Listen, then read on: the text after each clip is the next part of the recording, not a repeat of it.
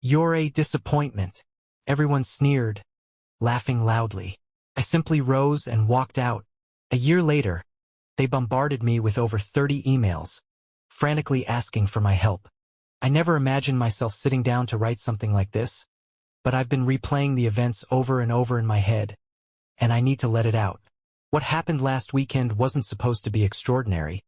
It was just another family gathering, but instead, it became the breaking point in a lifelong tension. First, a little background.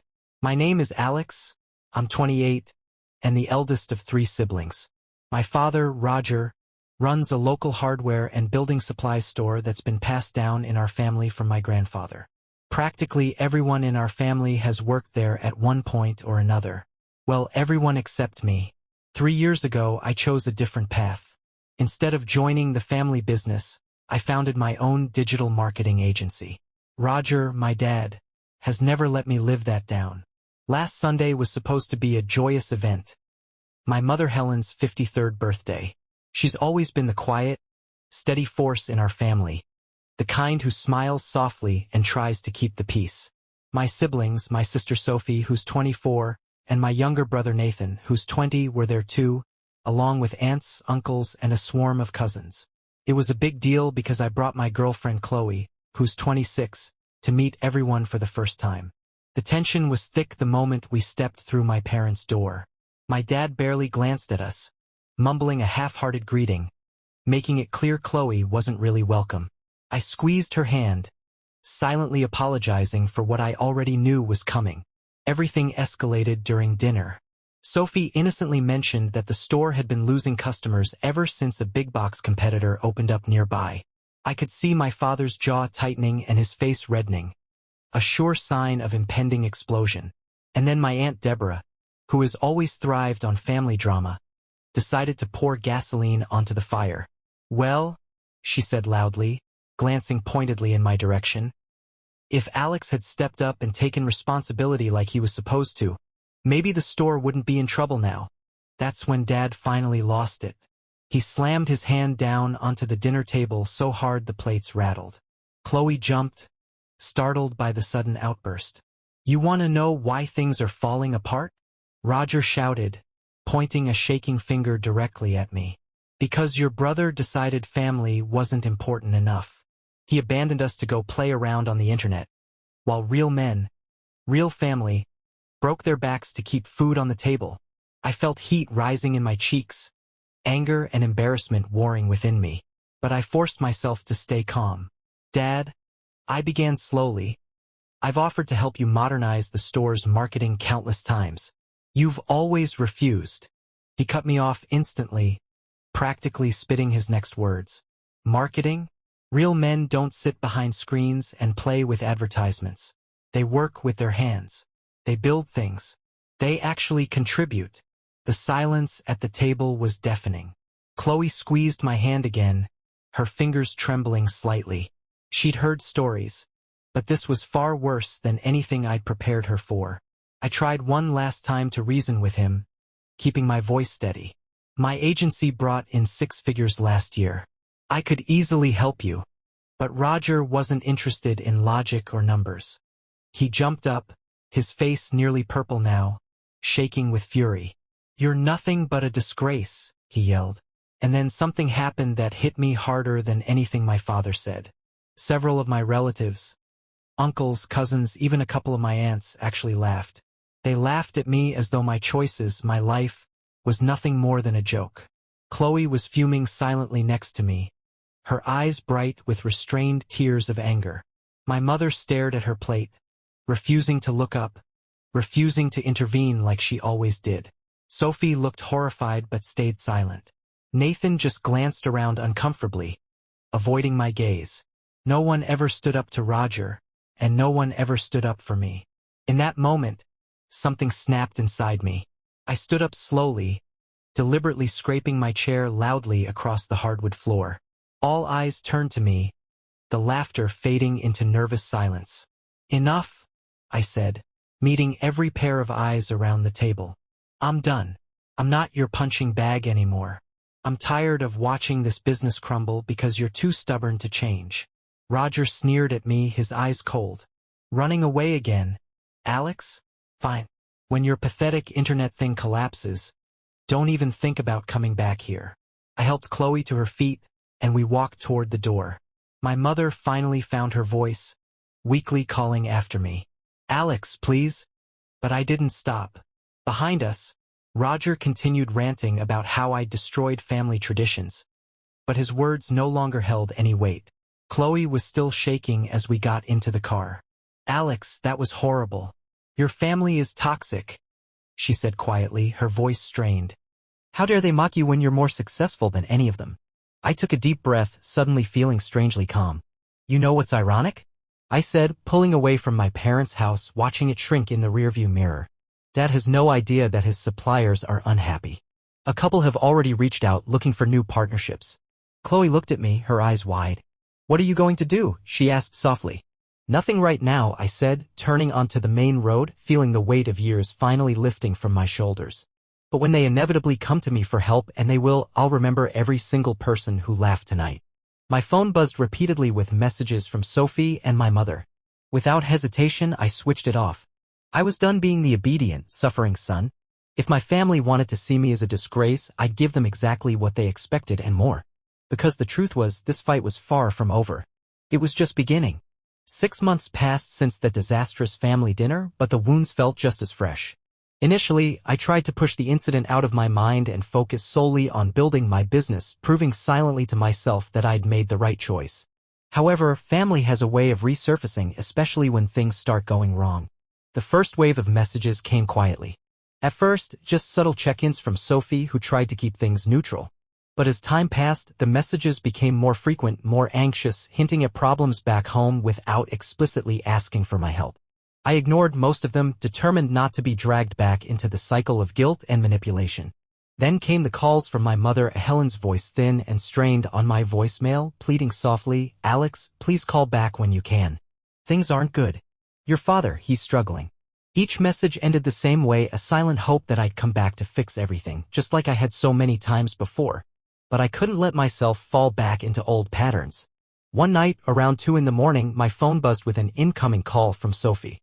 Groggy and irritated, I picked up, my annoyance melting when I heard her choked sobs. Alex, she whispered, sounding exhausted. Dad is completely unraveling. He's lost multiple major contracts. He fired Marcus yesterday. Mom's terrified he's drinking again. I don't know what to do. My stomach twisted at the mention of Marcus, our longtime family friend who'd always been loyal, patient, and dedicated even when Roger's temper got the better of him. Sophie, I began carefully, sitting up and rubbing my face. What exactly does Dad expect from me? He made it perfectly clear where I stand. She sniffled, clearly trying to steady herself. He keeps blaming you, Alex. He says if you'd stayed, if you'd never left, none of this would have happened. Anger flared inside me, hot and sharp. He made his choice when he humiliated me in front of everyone. He can't blame me for his failures now. The call ended quietly, leaving me wide awake in the dark, replaying everything. Unable to sleep, I spent the next day doing something I'd long resisted, digging into the real state of my father's business. What I found wasn't pretty. Roger's suppliers, the backbone of his hardware store, were abandoning him one by one due to missed payments and frequent delays. His books were a mess, still managed by outdated paper ledgers with no clear system for tracking inventory or orders. Everything pointed toward inevitable collapse. Yet even in this mess, Roger stubbornly refused to adapt. Days later, Marcus reached out to me directly through LinkedIn. Initially hesitant, I agreed to meet him for coffee, a mixture of nostalgia and curiosity pushing me to accept. Seeing Marcus walk into the cafe was sobering. He looked older, worn down, his eyes hollow with fatigue. Alex, he greeted me warmly, though his smile was forced. Thanks for coming. Of course, I said sincerely, offering him a seat. Have you been holding up? Marcus sighed heavily, stirring sugar into his coffee with slow, deliberate motions. Not good, honestly. Your father. I've never seen him this bad. He accused me publicly of stealing supplies, can you imagine? After years of loyalty. The hurt in Marcus's voice made my throat tighten. Roger had truly spiraled beyond recognition. Why are you telling me this, Marcus? I asked gently. Because you always saw things clearly, Marcus replied, looking directly at me. Even as a teenager, you could see the cracks in your father's methods. That's why you never wanted to inherit the store, right? He was right, and hearing someone else acknowledge it openly felt oddly validating. Yeah, I admitted. I saw the warning signs years ago. But no one ever listened. Marcus leaned forward, his voice lowering. Alex, your father's suppliers, they're desperate for someone reliable. Roger burned all bridges. People are angry and they're looking for alternatives. I sat back, processing the implications. The idea of stepping into the void Roger had created hadn't seriously crossed my mind until now. Yet the opportunity was impossible to ignore. In the days following our meeting, messages from relatives intensified. Cousins tried guilt-tripping me, leaving long emotional voicemails about family loyalty and duty. Helen sent photos of my old bedroom perfectly preserved as if I might return any moment. Even Roger himself showed up at my apartment one night, pacing anxiously outside the building, an envelope clutched tightly in his hand. I watched silently from the darkness of my room, unwilling to confront him again. Eventually, Roger left the envelope in my mailbox. Inside was a handwritten note, filled not with apologies or regret, but manipulative phrases about family honor, my mother's heartbreak, and how the store was always meant for me. Nothing had changed, but something had shifted inside me. That evening, I sat down at my laptop, making deliberate phone calls and sending emails. Soon enough, former employees, including Marcus, expressed interest in working for me. Major suppliers, frustrated with Roger's inability to manage payments or maintain stock, eagerly accepted my proposals. Quietly, methodically, I began laying the foundation for a new venture, one that would directly challenge my father's outdated store. Roger always dismissed my business skills, claiming I lacked the grit needed for real work. He had no idea how wrong he was about to be proven. As I began assembling my team, I felt a strange sense of calm confidence. This wasn't merely revenge, it was proving a point. Roger had mocked me, belittled my ambitions, and driven me away. Now, without ever having planned it this way, I found myself uniquely positioned to deliver a hard, undeniable truth. My father had made countless mistakes, driven by pride and stubbornness. It was finally time he faced the consequences. And this time, when the dust settled, I wouldn't be the one left humiliated. 3 months later, the pieces began falling into place faster than I ever imagined. My newly established business was officially open, located directly across the street from Roger's hardware store, a deliberate choice, though I'd convinced myself initially it was purely strategic. The prime location had been available at a great price, and turning it down just because it was near Roger's store would have been foolish. The moment our new sign went up, bold, sleek, modern, I knew the reaction it would trigger. And true enough, Roger stormed into my office within an hour, without an appointment, his face red with fury. What the hell do you think you're doing? Roger shouted, not caring that my receptionist watched in stunned silence. Are you seriously trying to sabotage me, Alex? Your own father. I stood calmly, meeting his gaze evenly. You lost the right to call yourself that when you humiliated me in front of the entire family, I responded, deliberately quiet and composed. This isn't sabotage. It's business. Something you taught me well. His eyes widened at my words, briefly stunned into silence. But Roger quickly recovered, raising his voice again. You're not built for this, Alex. You think a shiny office and fancy marketing tricks will last? You'll fail within months. I signaled discreetly to security, who quickly approached. You should leave now, Roger, I said, my voice steady. You're causing a scene. Roger's jaw tightened, fury boiling beneath the surface, but he seemed to finally realize the spectacle he was creating. With a final glare, he stormed out, leaving behind a tension that lingered in the air. In the weeks that followed, my prediction became reality. Roger's key employees began quietly submitting their resumes to me. First, Marcus joined my team, followed by Laura, Roger's longtime office manager who knew every detail of his business dealings. Each new hire brought valuable insights into Roger's failing business practices, confirming what I'd suspected all along. Laura revealed how outdated Roger's store truly was. Inventory was tracked manually, records were disorganized, and morale had hit rock bottom after continuous outbursts from Roger. Suppliers grew increasingly frustrated with delayed payments and lost orders. It was a sinking ship and the crew was abandoning it fast. The decisive blow came when Roger's largest client, a regional construction company named Hamilton & Sons, approached me directly. Their representative, Rick Hamilton, reached out through a mutual acquaintance asking if I could meet to discuss a new partnership. Over lunch, Rick laid it out clearly. Roger's been a problem for months, Alex. Missed orders, low-quality supplies, and excuses upon excuses. We're fed up and we need reliability. I understand completely, I replied calmly, hiding my surprise. Reliability is what my company is built on. We'd love the chance to work with Hamilton & Sons. Rick smiled warmly, extending his hand. Then let's do it. The news reached Roger quickly. A day later, he had another public meltdown, this time in the center of town, screaming accusations against me, claiming I deliberately destroyed the family legacy. Multiple passers-by filmed the incident and the videos circulated rapidly online. The town buzzed with gossip and Roger's reputation deteriorated further. Surprisingly, rather than sympathy, locals began openly criticizing Roger, sharing their own negative experiences dealing with his temper and stubbornness. The community, it seemed, was more than ready for change. As Roger's business continued to crumble, he became increasingly desperate. Suppliers abandoned him completely, employees quit without notice, and customers switched loyalty. His financial struggles were evident, and soon rumors circulated about unpaid rent and looming bankruptcy. Despite this, Roger made another attempt to reach out, arriving at my apartment late one night, visibly intoxicated and agitated.